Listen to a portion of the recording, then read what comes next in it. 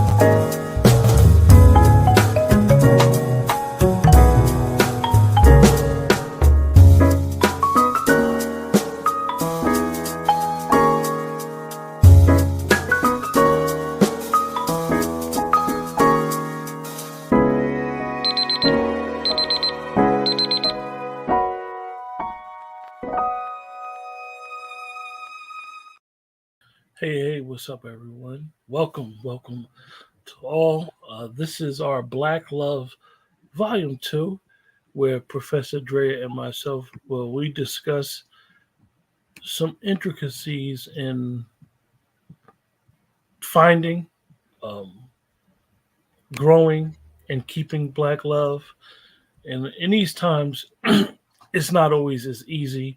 A lot of times people are on the second phase of life, like myself. You're middle aged and you might be single, and you may feel like the dating pool is crazy out here. And then you just for some particular reason, you just never found the perfect person for you, the person that fits your skill set, or for lack of better words. So we discuss on this series, we just want to have some discussion about it and be able to have this conversation to give some insight on our personal experiences, suggestions, thoughts, and maybe someone could benefit from the conversation, and maybe to pique their interest. Like, oh, I never looked at it like that, a different perspective. No one has all the answers, but I believe that, as they say, you want to change the Black community, you first got to change the home. And because the home creates a healthy home, healthy community, healthy environment, and then grow from inside out, not outside in. So, without further ado, what's up, Professor Drea? Hey, Q. Hey, family. How's everyone doing? So, Professor, hold on. Let me see. Hold on. Got a little music in the background. That's too loud? No, I can hear you fine. That's fine. So, Professor Drea, before we really get into it, I know you have some amazing things going on, and I don't think I ever really told the platform like some of the things you do. Would you like to let us know some of the things that you do? Oh gosh. Okay. So besides being a assistant professor at the illustrious Tuskegee University, I'm also a writer. So I'm an author. So I had re-dropped my book, Manifesting Your Greatness. Pretty much how to achieve goal setting. So many times we don't know how to goal set, and we just all over the place with our goals, and we think we just manifested by speaking it out loud, or we've been told that, but you have to put it on paper and really follow through on it. So I'm an author, I'm a blogger. Pretty much I always like to say, like, I bring healing and happiness into people's lives, sprinkling, the joy in people's lives, because we live in a world that can be dark, cruel, and unkind. Also too, oh gosh, I do a lot. I do numbers, so like I'm tapping back into my numerology. Again, I do coaching, like life coaching, and also too helping people find an exit plan out of their current situation, whether it's an unhealthy workplace or just even an unhealthy and unsafe environment. So I'm a social worker by trade. I don't know, a lot of people know that. So been a social worker, oh gosh, clinical social work, 17 years. So hear me say that out loud. I don't take people's children away. So people like, social workers, y'all take folks' kids away. I never did that. I was more on the side of placing children. I was a foster care social worker when I first started, but like I said, it's all about healing, happiness, and having a safe space for folks, especially Black people. That's important for me. Yes, B1. So, Drea, how can anyone get in touch with you for? I know the numbers and numerology is something that you're really good in. And it's amazing because you can have a number that you remember from a childhood, and the number you might say is lucky or special, or it means something to you, and that number will follow you throughout your journey. I know a lot of people that don't believe in stuff like that. I'm not going to say that they should or shouldn't believe in it, but you'll be um, really intrigued by how those numbers and patterns and all types of things line up with what your natural disposition. Let's just say that. Absolutely. So So how can people get in touch with you, Drea? so you all can email me at Drea, DREA at browngirlfromboston.com. You can also go on my website, www.browngirlfromboston.com. Can book a coaching session, consultation session, and also to just read up on who I am and what I'm about. I have at least over 350 blog posts and video posts. So trust me, you can find out a lot of intel, not just on me, but just on life. Period. Yeah. Let me ask you, because that's a perfect segue into what we're going to discuss.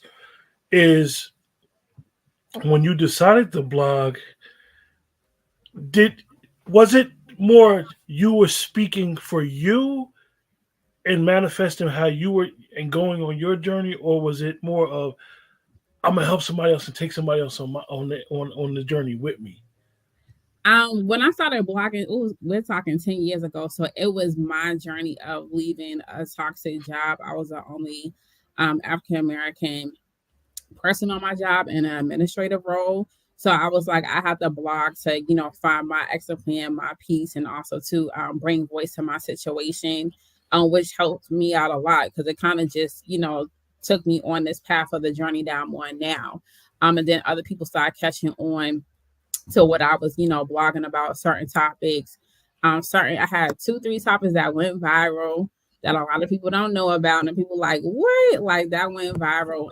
So you have to really speak truth to power and what you truly believe in, and be fearless because blogging, you're very authentic and vulnerable.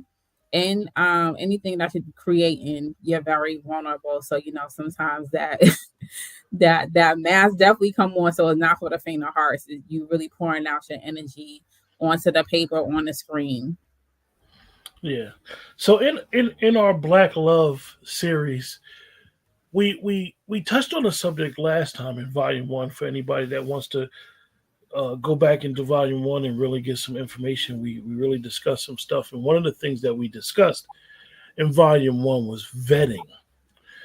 And I want to segue that to Volume 2. When you vet, and before we went live, I said it. I said, it's different when you're a younger person and you're 24, 25, and you're searching. And then when you're mid 40s, you're searching, you're trying to get that thing back. Your kids done grown, your kids might have grown because you might have had young kids at a young age. And it's like, now I got to vet. I know from experience, ain't nobody perfect. I know that, as they say, the dating pool, everybody says this weird phrase, oh, the dating pool got pee in it. Well, you in it. Right. So I always get a kick at that when they curse the dating pool, but then they're in it. But anyway, everybody got baggage, and now it's a big thing you see on social media where everybody talks about red flags, deal breakers. Do he want to go? Do he want to go Dutch? Does he pay for this? Does he pay for that? Do you want to go to the Cheesecake Factory? Yeah, even that. And I heard something today that was interesting. It was expectations are not standards. Mm-hmm. because a lot of times people get the definitions confused, Mhm. where they have these major expectations from someone else, but they don't live up to them same Mhm. expectations on themselves. So, but I wanted to really, really discuss. We had seen in the news where, for lack of better words, you guys that will be watching this broadcast, we're just using Puffy and Cassie as an example, and not to say guilt, innocence, like, dislike, whatever. If she was sexual assaulted, anything, hope she Mhm. got the help that she needed. She got a civil agreement came, and she got $30 million, and hopefully she's good, and that'll be that. But anyway, Drea, one of the things that I thought was interesting that I think that a lot of people haven't discussed is they were in a relationship. Mhm. And usually when relationships end, they they don't end good on good terms. Right. Somebody usually ends it and be upset. Somebody usually feels like they're the, for lack of better words, victim. Mhm. And then the escapades about all the juicy, as they say, the tea will come out. Mhm. So as we're vetting, going on this journey, you may hear a lot of tea about somebody that you're trying to court. Now Right. you're trying to weigh, is it coming from a bitter person? Mhm. Mhm. Is it true? Should I look Right. at these red flags? Should I just, those red flags is green lights? Like that shit turns me on what they was into. I like that weird Right. stuff. So what is your opinion on how someone should approach this? Because this is, I always tell people, and I realize this at my age now, that courtship, dating, it is probably the biggest decision that you ever make in your life. I didn't say that 20 years ago. That's true. It is. It is. And I have a story about this. So, um, I'm big on red flags, but you have to know what your standards are and expectations. And sometimes it's, you grow from those red flags, right? If that person get the proper healing, also too, are they willing to do the work? Sometimes those red flags can turn into green flags, but also too, it's subjective, right? It depends on the person. They may think that's a green flag and you may think it's a red flag. Um, so I think a lot of times that's when we have to go more into depth. The funny thing is I remember being 23 years old. I was engaged to be married to this guy. And I always say the same way you get him, the same way that you lose him. And he was engaged to me and this other girl at the same time. And he ended up I found out. Oh, he was a player. Yeah, he was a player, wrote this lengthy, I was in graduate school, wrote this lengthy Facebook message to now his ex-wife. And she was like, oh, he's not going to do that to me, blah, blah, blah. So fast forward last year, she wrote me a Facebook message. They was married for 13 years. She said, you was right about everything that you said. I was warning her about everything that he did to me. This is I was 23. Now we're talking last year. I was 39 years old. And I said, oh, wow. And so I was just giving her some encouragement, like, hey, because it was going through a divorce. I'm like, this is, the things that she needs to do, blah, blah, blah. So I was just coaching her through it.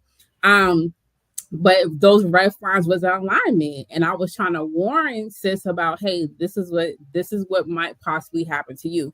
But sometimes we feel like, well, I'm special. That person's not going to do that to me. That was you. You're the crazy one. You're this, you're that, and the third.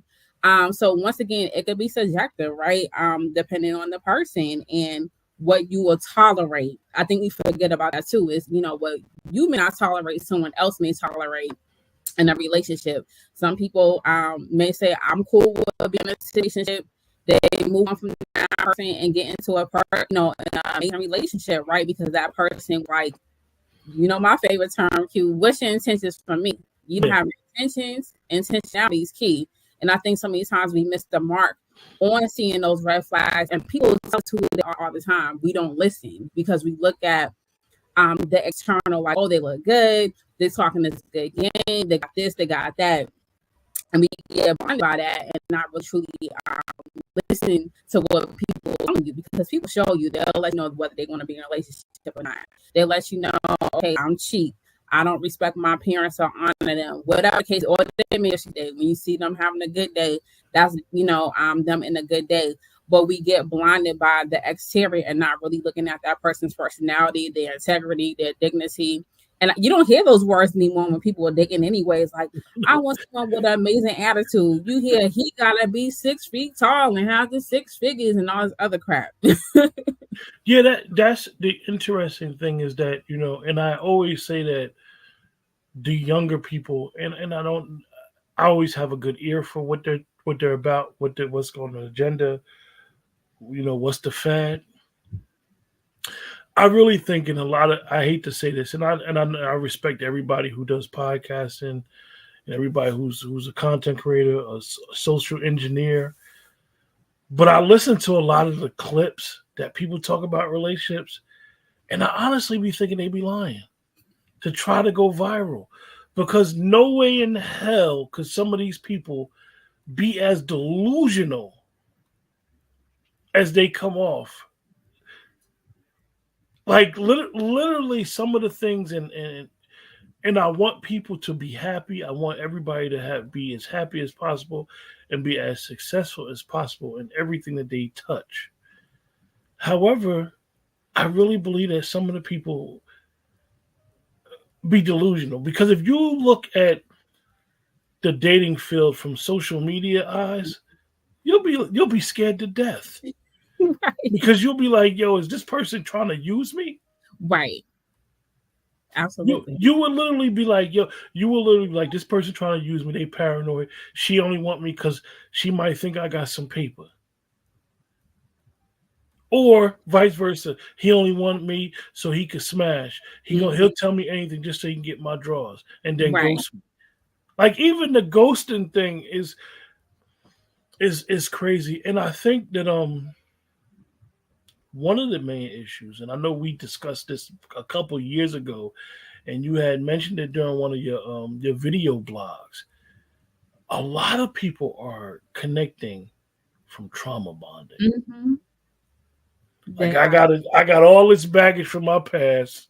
She got all this baggage from her past. We agree that the person that we was dealing with was toxic for us. So now we done linked up because we know how to comfort each other toxicity. Mm-hmm. So it's just interesting, and for those that are in the dating field, it's a rough situation. Yeah, it's rough, and like I hear some of my homegirls who's dating. I couldn't personally do it at my age. I'm glad I'm in a committed relationship, because I'm like, how y'all doing it? And then I always tell my friends too, I'm like, if you're not meeting your own expectations, how dare you ask for that person to come in and meet those expectations that you're not meeting? And they get upset with me, which is fine. If you talk about you want someone who makes, I'm going to say 6 figures, and if you're going to date a black man, there's a small percentage of black men who only make 6 figures or more, and you're not making 6 figures. And so I tell my friends that, and I also tell them too, is like, take yourself on these nice dates. You can't be saying, I'm not going to the Cheesecake Factory, and you taking yourself out to Popeyes. Like, how dare you, have these high expectations and you being cheap to yourself? Or, you want to go, you're not going to go on trips every week. That's another disillusion that people have. Oh, we're gonna go on these trips every week. We're gonna go to Dubai. We're going here. You don't even have a passport. So how are you gonna have that expectation for someone to say we're gonna go to Dubai? You don't even own a passport yet. So it's just, once again, like you said, social media has really made it bad, and then this trauma bonding. I can't let go of the things that my ex did. And it's funny, we talk about this because my mom and I had this conversation earlier. And I said, yeah, people hop from relationship to relationship and dropping their baggage and their unresolved trauma onto other people. And they're not ready to be in a relationship. They just want someone because, what is it, cuffing season? Yeah. And they want to look good for the Christmas pictures. They want matching pajamas.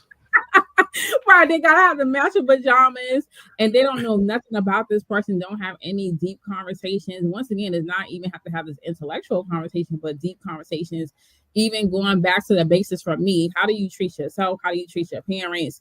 Are you in your parents' life? How do you treat other people? the personality, the integrity, because you could be laying up with someone who has no integrity. You don't know nothing about them. Then they may the next day break in your house, right?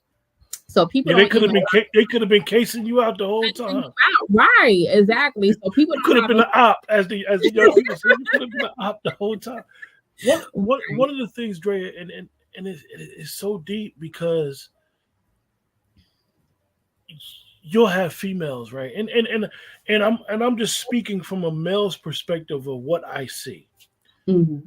You'll have females talk about random guys in their inbox. Now you got the guys that be doing the crazy perverted stuff, but then you got the guys who are literally might be interested in the female. And to me, when I hear a lot of females discuss it or they'll post it and they'll be like, dude, I just befriended dude and he in my inbox. Okay. He's trying to shoot his shot. Mhm. What is he supposed to do? You know what I mean? Like what he's not gonna see you at the library. He sees you on social media. Right. So he's trying to shoot a shot. Either you tell him, yo, I appreciate the nice compliments, but I'm not interested. A lot of times, I'm just saying, a person won't tell you they're not interested. They'll keep you, string you along like they got fish on the end of the hook, and just leave you out there in the water, but you're still on the Right. hook. And it's really, really interesting when you see and talk to people of they'll say, a female may say, oh, this dude, he thirsty. He's trying to shoot a shot. And then he may seem, oh, she curved me. But Mhm. but neither one of them never really had a conversation to be like, hey, how you doing? This is like you said, what's your intentions? Why are you here? Exactly. And it's more of now, a lot of unspoken conversation. Like I always say that social media has made people antisocial. Absolutely. Most Right. people don't know how to hold a conversation. They don't Mhm. have good so I They hear that from women. I hear that from women talk about men. They say brothers don't be knowing what to say. and they lack interpersonal skills. I think it's on both ends because just being in the realm of higher education and my students tell me everything. I'm like, and I teach an interpersonal skills class. So I'm like, this is pertaining to when you shooting your shot in the inbox. They really truly lack interpersonal skills and how to listen, how to point out the context clues, right? Really zoning in on what that person's saying, the tone, delivery. You can't get all that when you're texting it in the inbox. You have to have a verbal conversation. So what they always say, take it offline. People don't even ask for folks' phone numbers anymore. It's like, yo, what's your IG What's handle? your IG? How many followers you got?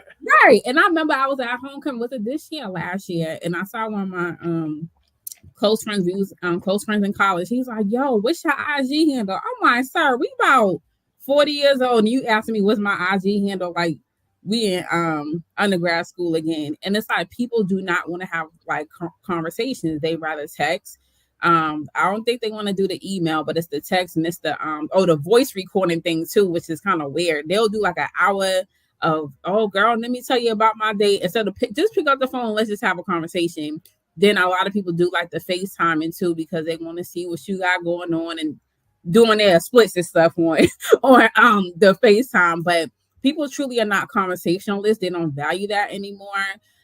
They just rather just get to the point. And I think I seen a meme today say, oh, there's some people who was like, I don't know if you posted Q, it's like some people you don't even have to have a conversation. They just texting you to the bedroom. And I'm all like, who? Yeah, I mean it's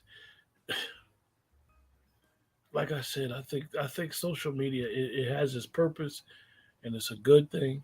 It's a good way to communicate with people, but it really loses it loses the human touch. Yes. It loses the real, like you say, the intersocial skills, how you deal problem solving on the go, chivalry. This is why it's out. Like you ain't even courting her right. Like just think she's supposed to just, for lack of better words, drop her draw. She may just want to drop her drawers for you, but you ain't even saying the magic word, dude. Right. Exactly. And I don't think what people understand, they don't understand what courtship is. They feel like, oh, the guy's supposed to do everything and and you just bring yourself to the, I know people, what you bring to the table, but you have to have, it's a two-way street when it comes to courtship, because you're pretty much interviewing one another to see, okay, are we going to do a second and third date? I know some dudes, personally, some good friends of mine, they go all out on the first date, and I'm saying that's why you always have 100 first dates, because you're spending $200, $300, $400, $500 on the first date, and just because you got it, now you're really just tricking on these women, and then you wonder why I can't. I saw the comedian Ryan Davis. He broke down the financial aspect of the first dates, and a lot of people in the comments like, dude, don't know what he's talking about, but actually, he was talking about the average salary for the person, for people, and then you figure your first date is about a bill. That, I mean, and that, for lack of better words, that's kind of like low end. You and somebody went out and you spent $100. That's kind of low end. So now you may like you may like Papa Do's. She may like Papa Do's. Papa Do's for two is about $175. Yeah. And don't have somebody that might want a drink or two.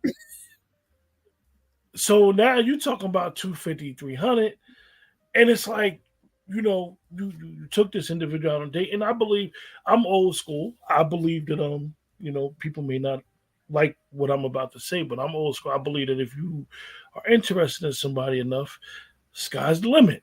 That's just how I am. That's the way my grandfather instilled certain things on me. I didn't always believe that way. So I'm very particular with who I even be around. Because if I'm around, I don't believe, even if I'm around my friends, like looking at the bill, I just think that is just so cheesy. And I don't have a lot of money.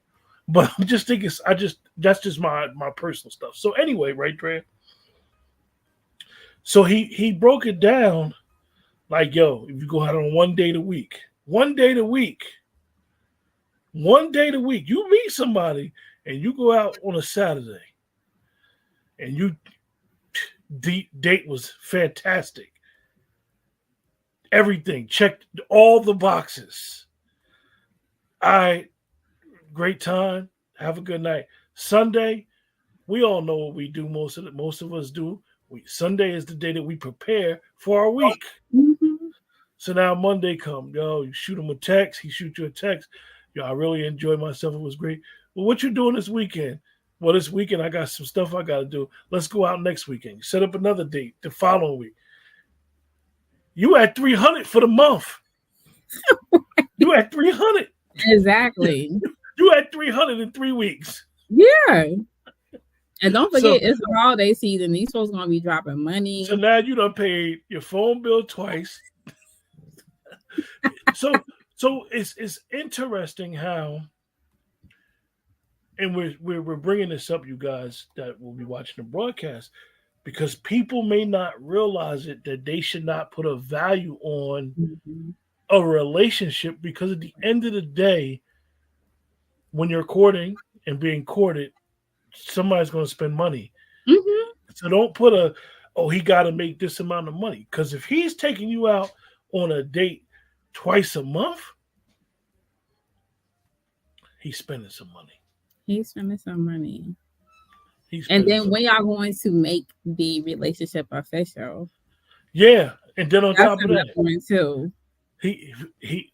He's working extra Saturday and Sunday so he can have the extra money. So now you're unavailable. He's working Saturday. He want to go out on Sunday, even if he's going to a breakfast spot. Right. I know up here in the north, IHOPs and Waffle Houses, that's 40 beans, $40, $50. Oh, yeah. So it's just interesting how so many people are focused on how much. I think that's offensive if somebody asks you on a date how much money you make a year. And people ask that, like, I guess even during the initial phone call, like, how much money you make a year? And I think the brothers should ask women how much money you make. Because in relationships from how I grew up, you know, with my parents being from Alabama, moving to Boston together, they didn't have much money together going from Alabama to Boston. But when they stuck together, they built and made an amazing life for my brothers and I. And because it took my mom, it was about growing together. yeah, it was growing together. We struggled together. Now we're gonna grow, right? So, you know, like I come from that, you know, school of thought of help, you know, you're the helpmate, like the woman's the helpmate. And, you know, like how I'm going to help my man and we're going to build together, not, oh, I'm going to let this man struggle because Black men already have you know, the death rate for you all is very they may say, you know, the feminist women may say you lowering your standards, sister. you lowering your standard. No, because you really have people that believe like, yeah, I'm not gonna be dealing with him. He don't make this, he don't make that. And she can make, just say she can make she can make 6 figures. He can make 80,000. She can make 120. He could be a better manager of his money than she could be. She could be behind student debts, kicking her ass. He could be, it's not hurting him. right. He done made some good investments. So I think that we have taken the criteria and the standard of finances have superseded good character. Mm-hmm. How do you problem solve? Because I'm telling you, one of the biggest things that I've seen is a lot of times when things come, a lot of men may be emotionally detached, Mm-hmm. or they might not be able to problem solve.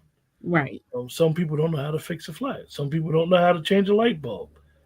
I mean, literally change a light bulb. Mm-hmm. You know, and that may be important for the type of female that he's interested in, or it may not be important for somebody. Somebody may be like, "Look, I don't need you for that. I know my mother taught us how to cook and clean up behind yourself and Mm-hmm. iron and wash our clothes, separate your clothes." But Mm-hmm. you have a lot of people that don't know how to do that stuff, and then you may be a type of person that you saw how chivalry was. You saw it. So you have that expectation. The guy, you may be dealing with a guy, he don't even know how to hold the door open for you. He'd be like, okay. So, his baggage may be like, So it's an interesting dilemma when we talk about that baggage and Mm-hmm. the interview process and what's going on. What do you think? Because I put on the flyer bitterness. I cannot stand a bitter woman or a bitter man. It's just all that unresolved trauma that they refuse to work on. First of all, they probably don't think that they have a problem, right? Because number one, you have to admit that you have an issue that is a barrier to growth. And I think we forget that. And to see that internalization of that unresolved trauma, that hurt, that pain, oh, this person did this to me. It's the victimization that really makes me upset. And I'm all like, come on, it's time for you to move from being a victim to being a victor. And so many people do not want to put the work in because bitterness has what made them complacent and they're stuck in that emotion. Also, too, it caused them to have what's the word? Attention. And so many people are bitter and they refuse to do the inner work to the point it's like, I'm good. I don't want to even deal with that person. And then my thing is like, how long, are you going to stay stuck in bitter for the rest of your life? Because you're just pretty much you know, you just dying a slow death at this point in time. And people don't, I know for me, I don't want to say people, for me, I don't want to deal with anyone that's bitter because I'm like, now it's time for you to really unpack what really hurts you. One of the things I noticed with bitterness is like the root of the lack of accountability. And nowadays you just see people just listen, I love black women. But black women are so unaccountable for shit. the most pettiest stuff. They Yeah. you be like, yo, it's no need to act that way. And it's sad because really 9 out of 10 when they do address their lack of accountability on being bitter, it's usually another woman have to check them. Mhm. After they done been destructive the Yeah. whole time, and it could be a year, 2 years, it could be 5, it could be forever, and you'd be like, yo, do you realize all the stuff that passed you by because you never was able to get over that bitterness, and so you lacked accountability in Hmm. all these situations. And I think that's one of the major obstacles with the dynamic of, as we would say, the gender war that's going on between black men and black women. I do believe that black men take accountability and black women don't. But I Mm. also believe that black women want black men to step up and lead, but Yeah. don't communicate that well to their men. Right. But They also too, yeah. also I like where this is going. And also too, us as black women, we don't know what leadership look like because so many times we've been placed in leadership roles. And even I said this the other day, I said sometimes some black women don't need to be in leadership roles because they're very bitter, they don't know how to lead, they're too bossy, they're too demanding, and going back to that unresolved trauma and they're projecting onto other black women. I prefer, this is just going back to the workplace and then I'm gonna tie it into relations. I prefer working under men leadership. Why? Because they're like, this is what you need to do, be out and do your job. Unless he's zesty and sassy, he wanna get messy. I prefer a man who's going to lead me. He has a vision, he has a direction, he's a provider, he's a protector. But once again, that's what I've seen model in my life, with the men in my life from my dad, my uncles, and whoever. And yeah, sometimes black women we have to push, like, hey, babe, have you thought about this? Not saying you're taking over. I do not want to be the leader in my household because I'm a leader at work and I have to know how to turn that off. And so many times we don't know how to turn that off because we was raised a certain way, and then we don't realize how that's a turn off to men. We wasn't brought up to be men. Men have their own set of values, their own set of issues that we will never know about. So sometimes it's hard for us to stay in our lane. And even sometimes when I check my female friends or just leadership or whoever, they get very upset. They get upset, like, how dare you tell me? And well, I'm about to have my former best friend, she just stopped talking to me forever because I have said, yo, I held her accountable, and she was just like, F it, I ain't gonna ever talk to you again, and that's fine. But I noticed too with being in a relationship and being seasoned in this thing called life, men are more forgiving when it comes to certain things. Like, men will say, you know what, I apologize. And with black women, we like, I'm not apologizing. You could be dead wrong. I'm not going to give that man that satisfaction and apologize. See, I they have don't seen that. see they don't see what it is, and I believe that sometimes black women don't realize they don't want an argument already. You don't want. Your point is made. You don't want. There's no need to contend. I see what you see. I'm ready to apologize and move on. Instead, a black woman to keep going on and on, wanting to prove a point, not only to the person that they're talking to, but even to reaffirm that what they said or how they feel is golden and it better not happen again. Mm-hmm. But and it comes back to the trust factor. I want Mm-hmm. you to lead. I want you to be who you need to be and grow into who you need to grow into. But because I know you could do it, but because of some past experiences, I can't trust you. Mm-hmm. I can only trust me. Right. So instead, I'd rather just be contentious and not be held accountable. Because, for lack of better words, it's like black women are always told how to feel, Mm-hmm. how to think, how to be, instead of who they are. You are who you are. Mm-hmm. So they go through all this stuff with society. They, like you said, they start climbing that corporate ladder, and they be like, I'm qualified just like she is, their white counterpart. Right. Then they feel like they get knocked down. Then they still start climbing the corporate ladder, and then they got to deal with a white man who may feel like, oh, I'm more qualified than he is. And then, for lack of better words, they got to come home and deal with, oh boy. So she may be taking for, in no fault of her own, taking it out on him for something as small as, he didn't do the dishes. He saw the dishes. It was some dishes. So in turn, he's like, I apologize. She don't want to hear all that. Right. Exactly. So it's an interesting dynamic, and one of the things, Drea, and I definitely need to say this for anybody that's going to watch this. When you realize that the person that you're with is not your enemy, the better off you'll be. I was just about to say that, because I always tell my significant other, I always tell my significant other, I said, it's us against the problem. It's not us. It's not where I'm not beefing with you. You're not beefing with me. He hates when I say that. I was like, it's us against the problem. I don't want to be beefing with you because that's not my intentions, and I hope that's not your intentions for me. But like you said, that takes maturity. It takes healing.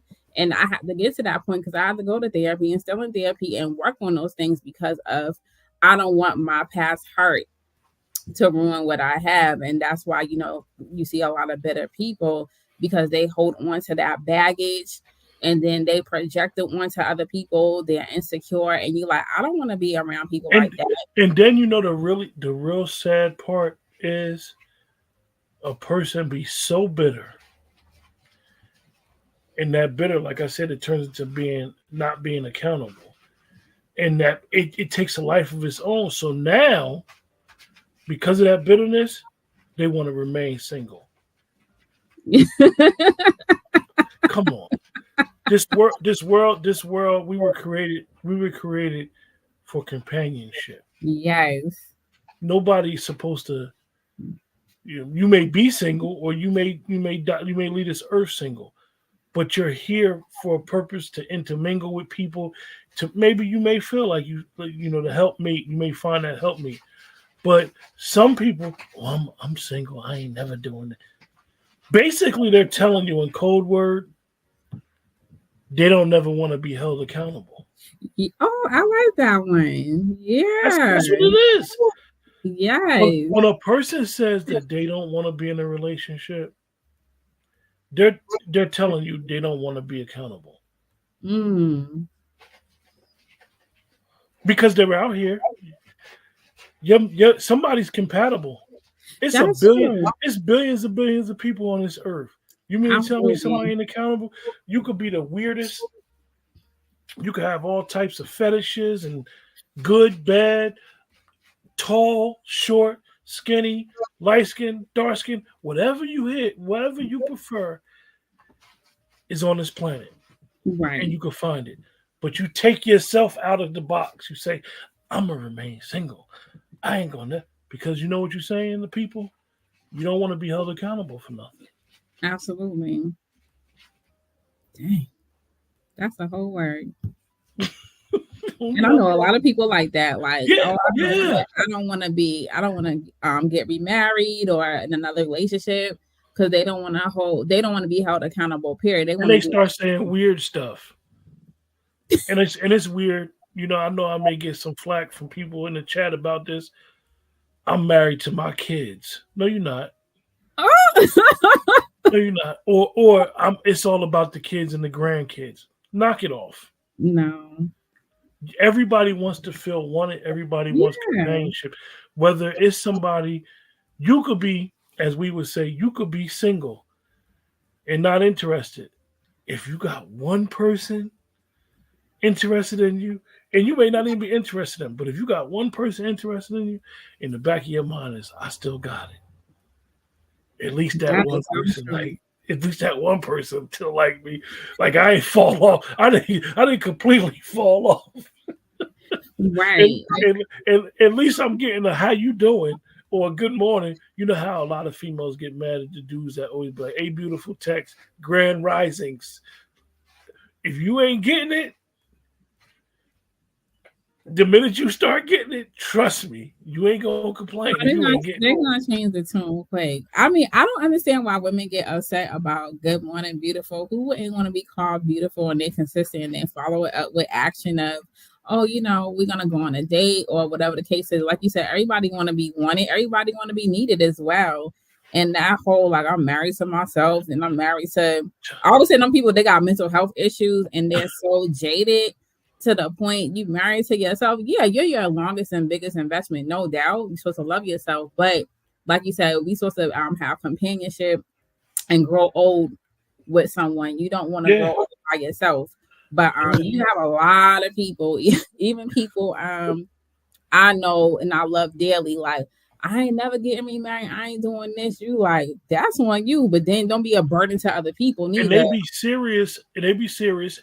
And if you know them, you guys in the chat, you got to bear with the language now.